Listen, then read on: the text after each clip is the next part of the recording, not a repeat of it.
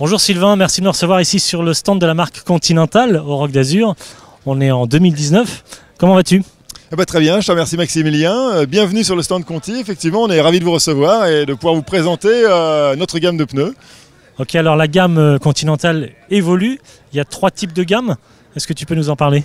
Absolument, donc on a 3 gammes différentes chez Continental. Donc on a l'entrée de gamme qui est la gamme en tringle rigide.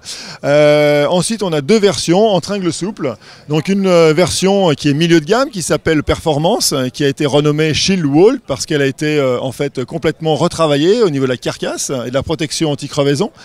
Et puis on a la haut de gamme Protection qui est fabriquée en Allemagne, qui est le Nec Plus Ultra de la gamme Continental.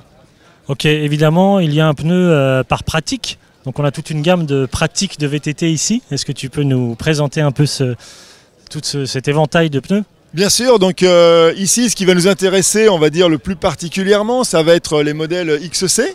Donc on va retrouver ici le Race King qui est un pneu qui est extrêmement roulant, qui va offrir vraiment un très très bon rendement. Et puis ensuite en pneu avant, ça c'est un pneu qui est vraiment très souvent que l'on retrouve très souvent chez les pilotes XC, c'est le Cross King qui offre vraiment une très bonne accroche et puis qui reste très performant au roulage. Et puis si on veut du pneu un petit peu plus gros, eh bien, on le propose également en section 2,6 ou 2,8. Là on est carrément sur du VTT-AE hein, bien sûr. Voilà, donc ensuite on monte au niveau de la pratique sur du vélo un peu plus engagé. Donc on est plus typé All Mountain avec le Mountain King qui est un pneu vraiment très polyvalent, donc qui va passer sur tout type de terrain, à la fois roulant sur du sec mais qui va aussi bien passer sur du terrain lourd parce qu'il débourre très facilement. Et puis ensuite on passe carrément sur la gamme Enduro avec le Trail King ou le Baron et le Kaiser. Ok, ce qui compte dans toutes ces schémas de pneus, ces différents modèles, c'est la manière, le design des crampons. Alors bien sûr le profil est très important parce que les crampons plus sont proéminents, plus d'accroche on aura bien sûr, mais après ce qui fait aussi la qualité on va dire d'adhérence du pneu, ça va être la gomme et c'est ça qui est important. Donc chez Continental on a 2 gommes spécifiques, la Pure Grip qu'on retrouve sur la gamme milieu de gamme en fait hein, et sur l'autre gamme c'est la gomme Black Chili qui est à base de nanoparticules. Donc ça c'est vraiment la spécialité de Continental qu'on retrouve aussi sur les pneus route qui sont vraiment réputés pour leur adhérence exceptionnelle. Ok, aujourd'hui on parle de tubeless, on parle de tubeless ready, on met des chambres à air. Comment en fonction des pratiques, quel pneu on doit choisir? Aujourd'hui, c'est vrai qu'au niveau de la pratique VTT, c'est essentiellement du tubeless. Donc nos pneus sont tous, enfin en tringle souple, ils sont tous tubeless ready. Et donc il y a une facilité de montage en tubeless, facilité d'étanchéité aussi au niveau du pneu lui-même. On préconise le préventif Continental, bien sûr, qui s'appelle Revosilent, qui n'est pas agressif au niveau de la jante ni au niveau de la carcasse, parce qu'il n'y a pas d'ammoniac qui constitue en fait le préventif en lui-même. Donc voilà, des pneus qui sont effectivement tubeless ready, oui, mais qui peuvent s'utiliser avec chambre à air aussi si on le souhaite. Ok, alors moi tu sais je pratique le VTT cross-country, donc quel est le montage idéal pour un VTT semi-rigide en carbone par exemple?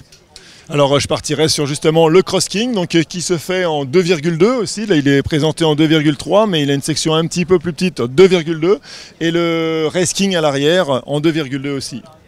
Ok, plus d'accroche à l'avant pour plus de maniabilité, c'est ça? Absolument. On cherche l'accroche à l'avant pour le contrôle tout simplement du vélo, hein, et puis à l'arrière on cherche du roulant pour obtenir la meilleure performance de roulage possible. Ok, à l'avant on a des crampons sur les côtés, en latéral? Tout à fait, donc on voit on a des crampons prédominants sur les épaules et on a des crampons en fait à mi-hauteur sur la bande de roulement pour permettre en fait un bon roulage. Ok, on voit le design sur le côté ici du flanc du pneu. Il y a une technique, un traitement spécial pour protéger le flanc du pneu? Oui, absolument. Donc en fait, là c'est la version protection, mais on retrouve le même principe en fait sur le milieu de gamme Shield Wall.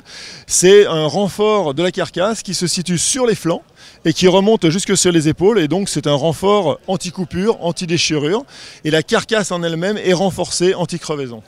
Donc sous la bande de roulement, on a une protection anti-crevaison qui est réalisée grâce à la carcasse elle-même qui est renforcée, mais ce n'est pas un tissu supplémentaire. Donc en fait, l'avantage de cette technologie, c'est qu'on garde une bande de roulement qui reste très flexible, souple, et donc qui offre un maximum d'adhérence. Ok, en cross-country, donc on a vraiment un pneu qui est souple. On parle de TPI, on parle de tringle, quel est le meilleur pneu ? Alors effectivement il faut avoir un tissu qui soit très souple, donc en fait qui soit à la fois dense et souple pour offrir une carcasse qui offre un bon rendement. Et donc nous on est sur des carcasses 3 plis, donc au total 180 TPI, et ce qui nous permet justement d'avoir des carcasses qui répondent très très bien en fait et qui offrent une bonne performance de roulage. Ok, tout l'inverse de ce que vous pouvez proposer sur des pneus enduro ou DH.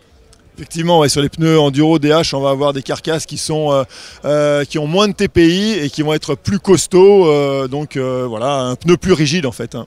Un pneu plus résistant, c'est ça ? Tout à fait, ouais. Ok, je te remercie. Alors comment on identifie les différentes gammes de pneus ?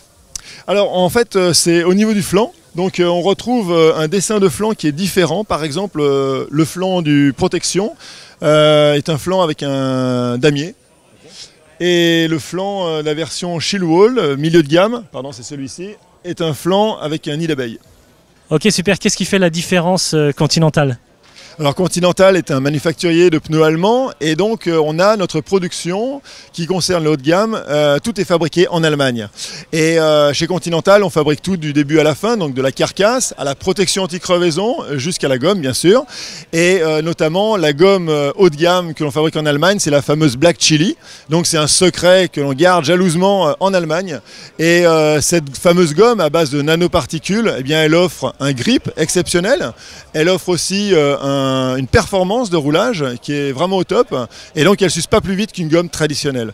Donc on retrouve cette gomme sur les pneus auto, sport d'ailleurs, sur les sports contact automobiles et ouais, c'est une gomme qui fait vraiment la différence au niveau de l'adhérence. Ok, merci beaucoup Sylvain, merci d'avoir répondu à mes questions ici. Sur le stand de la marque Continental au Roc d'Azur, est-ce qu'il y a un site internet sur lequel on peut découvrir un peu toute cette gamme ? Oui, alors c'est continental-tires.com. Ok, merci beaucoup, à très bientôt, merci. Avec grand plaisir, merci.